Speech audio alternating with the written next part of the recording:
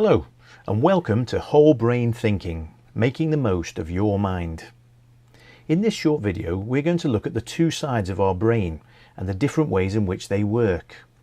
We're also going to look at our brain bias. That's our tendency to use one half of our brain more than the other, and the implications of that on the results we're getting. So let's get started. This is the human brain. We're looking at it from above as if the face was at the top of your screen and the back of the head at the bottom. This is one of the most exciting and mysterious places in the universe. We actually know more about outer space than we do about the workings of the human brain. In fact, it's only in the last 50 years or so that we've begun to get any grasp at all on the way it works. Two of the earliest pioneers on brain research were Doctors Sperry and Ornstein, and their work in the 1960s earned them a Nobel Prize. Most of their work focused on this central part of the brain that joins the two hemispheres. It's called the corpus callosum, and it's made up of about 300 million nerve fibers which transmit information between the left and right sides of our brain. Working with patients whose corpus callosum had been severed or damaged in some way, they were able to identify distinct functions for each hemisphere of the brain. It was this research that gave rise to the term left-brained, right-brained as a way of describing the different ways in which people think. In this model, the left brain is considered to be linear. It processes one piece of data at a time. Logical. It processes information regardless of the consequences. Analytical. It looks for proof and evidence. Critical. It accepts or rejects the information it's receiving based on its similarity to existing accepted patterns. Linguistic is the home of language. Pattern seeking, it looks for order and connection within chaos. Strategy, it deals with planning and timing. Right controlling, it controls the right side of the body. The right side of the brain, on the other hand, is considered to be chaotic. It absorbs disconnected streams of information simultaneously. Poetic. It's sensitive to pleasure caused by words, pictures, colours and their combinations. Imaginative. It makes new connections between facts to generate new ones. Risk-taking. It fights the restraints of logic and self-preservation. Philosophical. It generates meaning around abstract concepts such as faith or politics. Spatially aware. It can track the position of objects in three-dimensional space. Symbolic. It perceives meaning in shape or colour.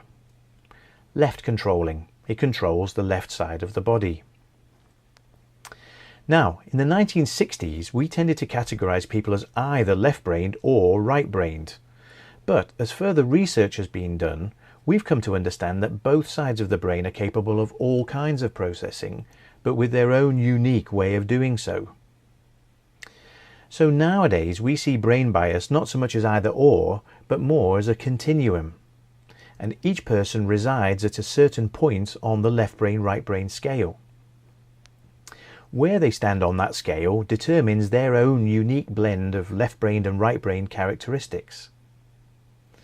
Now there are two main contributing factors to each person's particular brain bias. The first is their genetic inclination. This is the degree to which they're predisposed to use one side of their brain or the other because of their particular DNA pattern.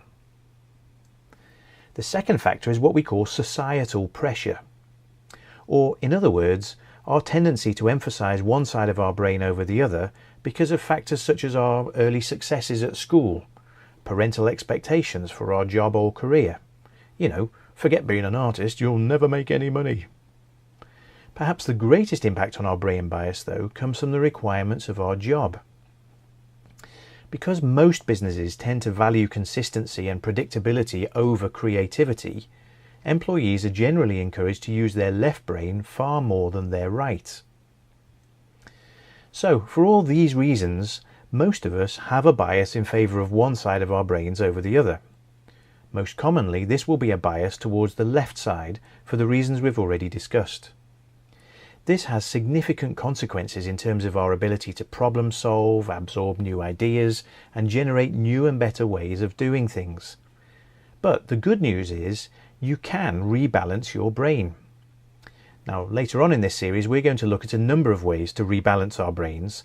But before we do, let's do a quick cost-benefit analysis. Obviously, you may need to sink some money into the project, but by far the most significant cost will be time. It's taken years to get you to your current brain bias, and it will not change overnight. Which is why you will need to exercise discipline. The business philosopher Jim Rohn says that in life we have to choose between two kinds of pain. Either the pain of regret because we never made those changes we wanted to, or the pain of discipline. It hurts too, but it gets us the things we want. Now, we're only going to invest time and discipline if we think we're going to get something in return.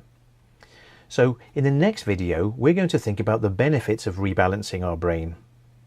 If you've enjoyed this video and you'd like to receive the link to the next one, just fill in your name and email address in the box on this page.